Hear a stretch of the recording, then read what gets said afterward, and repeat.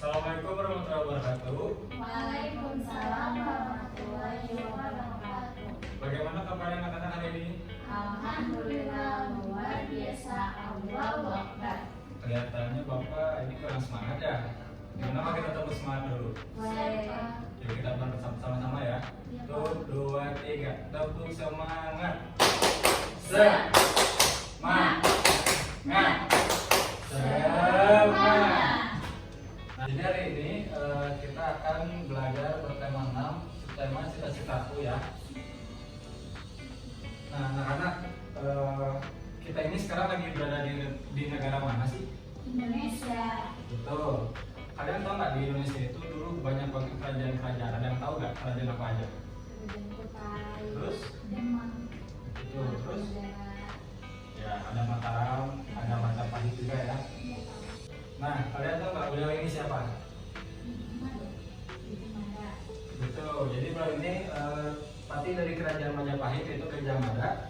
Gajah Mada ini dikenal dengan nama lain Jirnodara, yaitu seorang panglima perang dan Mahapati yang merupakan tokoh yang sangat berpengaruh pada zaman kerajaan Majapahit. Di sini ada yang mau bantu Bapak untuk membaca nggak? Siapa? Ya.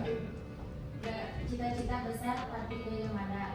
Gajah Mada diperkirakan hadir pada awal abad ke-14 di lembah Sungai Berantas di antara Gunung Kawi dan Gunung Arjuna. Ia berasal dari kalangan rakyat biasa, bukan dari kalangan keluarga kaya ataupun bangsawan. Sejak kecil dia memiliki bakat kepemimpinan yang sangat kuat, melebihi orang-orang sebaya di masanya. Konon dia terus menempa dirinya agar dapat masuk ke lingkungan pasukan kerajaan. Nah, barusan berarti kita sudah kenal ya siapa itu Patih Gajah Mada. Selanjutnya, di sini ada yang bisa baca puisi nggak? Bisa Putri. Putri bisa ya? Iya Pak. Boleh Putri ke depan buat membaca puisi. Iya betul.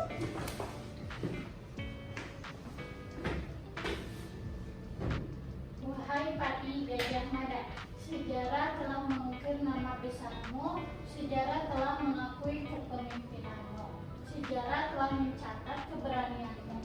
Mahapatih Gajah Mada, tak akan hilang dari benak kami para pemuda bangsa kisah kepahlawananmu, semangat pantang menyerahmu, dan usaha keras untuk mewujudkan cita-citamu. Mahapatih Gajah Mada, kami akan terus membangun bangsa ini. Kami akan terus menjaga persatuan dan kesatuan negara ini. Dan kami akan terus menghormatimu, pahlawan kami. Tepuk tangan dulu buat Putri. Terima kasih ya Putri. Iya Pak. Nah, jadi kan kita udah tahu ya Gajah Mada itu siapa? Iya Pak. Siapa coba? Terus? Mimpi. Betul. Nah, di Indonesia itu selain banyaknya kerajaan, Indonesia juga memiliki banyak sumber daya alam seperti sumber daya alam hutan, laut, batu bara, minyak bumi, dan juga gas ya. Nah, di sini sumber daya alam adalah segala sesuatu dari alam yang dapat digunakan untuk memenuhi kebutuhan hidup manusia. Air, matahari, tanah, dan segala yang ada di dalamnya merupakan sumber daya alam yang harus dipelihara dan dilestarikan. Sumber daya berupa air, tanah, matahari, tumbuhan, dan hewan merupakan sumber daya alam yang dapat diperbarui. Nah, di sini ada beberapa sumber daya alam tersebut dapat berupa berbagai bentang alam seperti ini. Ada yang bagaimana Pak? Sungai, Kemudian, danau, selanjutnya, lautan, ini, sawah, hutan. nah, betul. Nah, Indonesia mempunyai sumber daya alam yang melimpah karena terletak pada daerah tropis yang memiliki curah hujan tinggi. Dengan keadaan seperti itu, maka banyak sekali tumbuhan yang hidup dengan baik. Selain itu, Indonesia merupakan negara kepulauan di mana banyak sekali area perairan yang menyajikan banyak keindahan dan sumber daya alam seperti ikan, tanaman, dan juga sumber air mineral. Nah, jadi yang pertama itu tadi barusan ada sungai ya. Sumber kehidupan dalam suatu sungai terdapat banyak sekali kekayaan yang dapat dimanfaatkan oleh manusia. Salah satunya itu terdapat ikan-ikan yang ada di sungai yang mampu dipergunakan oleh masyarakat sebagai sumber penghasilannya ya. Kemudian di sini ada danau. Danau untuk menstabilkan aliran air, dan di lain sisi juga danau mempunyai fungsi ekonomi yang sangat tinggi, yaitu untuk penyediaan air bersih, baik untuk minuman, irigasi, dan industri, juga untuk perikanan budidaya maupun perikanan tangkap. Kemudian ada gambar laut. Laut juga dapat menjadi salah satu alternatif tempat untuk rekreasi.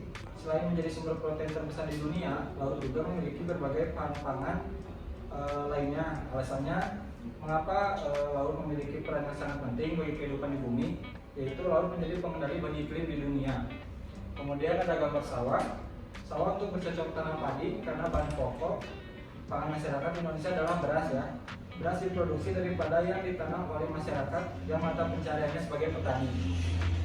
Kemudian yang terakhir ada hutan. Gambar hutan ini fungsinya secara umum yaitu sebagai paru-paru dunia, sumber ekonomi, habitat flora dan fauna, pengendali bencana. Selain itu, hutan juga menjadi tempat penyimpanan air dan untuk mengurangi polusi untuk pencernaan udara. Nah, jadi anak-anak gimana materi yang sudah Bapak paparkan dapat dipahami kan? Dapat, Pak. Nah, selanjutnya Bapak akan memberikan soal untuk kalian. Ada 3 soal ya. Iya, Pak. Yang soal pertama itu sumber daya alam mana saja yang paling banyak tersedia di daerah tempat tinggalmu. Terus yang nomor 2-nya bagaimana masyarakat sekitar memanfaatkannya. Kemudian yang soal terakhir bagaimana usaha masyarakat sekitar menjaga dan memeliharanya.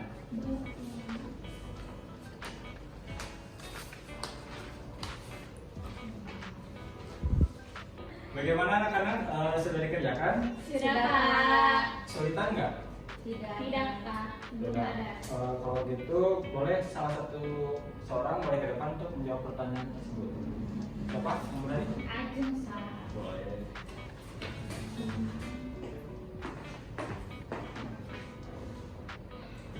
Jawabannya untuk yang nomor 1 ada sungai, taman, dan hutan. Untuk yang kedua, daerah sungai untuk pemanfaatan air bersih mengairi sawah. Yang kedua, hutan diperuntukkan sebagai kawasan lindung, yaitu hutan lindung untuk menjaga alam di muka bumi. Yang ketiga, taman sebagai ruang terbuka untuk masyarakat, biasanya untuk melakukan kegiatan rekreasi, olahraga, dan sambil menghirup udara segar.